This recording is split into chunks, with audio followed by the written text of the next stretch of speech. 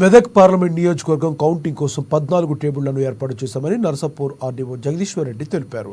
ఈ సందర్భంగా ఆయన మాట్లాడుతూ నర్సాపూర్ పట్టణ ప్రాంతంలోని బీవీఆర్ఐటీలో 5 నియోజకవర్గాలు, నర్సాపూర్లోని రెసిడెన్షియల్ కాలేజీలో 2 నియోజకవర్గాలకు కౌంటింగ్ ఏర్పాట్లు పూర్తి చేశామని తెలిపారు. ముందుగా పోస్టల్ బ్యాలెట్స్ లెక్కింపు ఉంటుందన్నారు. ఆ ప్రక్రియ మొత్తం జిల్లా ఎన్నికల అధికారి ఆయన జిల్లా కలెక్టర్ పర్యవేక్షణలో జరుగుతుందని తెలిపారు.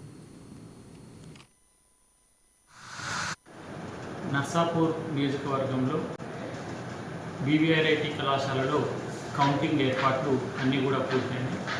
మొత్తం 14 కౌంటర్లలో కౌంటింగ్, 14 టేబుల్స్లో కౌంటింగ్ జరుగుతుంది. మొత్తం 22 రౌండ్లలో మొత్తం 307 పోలింగ్ స్టేషన్లకు సంబంధించిన కౌంటింగ్ జరుగుతుంది.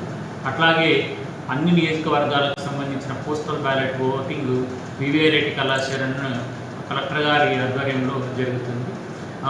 ప్రతి రౌండ్లో కూడా కలెక్టర్ గారు అన్ని అసెంబ్లీ సెగ్మెంట్లకు సంబంధించిన సమాచారం వచ్చిన తర్వాత రౌండ్ వైజ్ సమాచారం జిల్లా కలెక్టర్ మరియు రిటర్నింగ్ ఆఫీసర్ గారు ఇవ్వడం జరుగుతుంది. అట్లాగే నర్సాపూర్లో 5 పోలింగ్ స్టేషన్, అట్లాగే ఓ వ్యక్తి కత్తితో మామా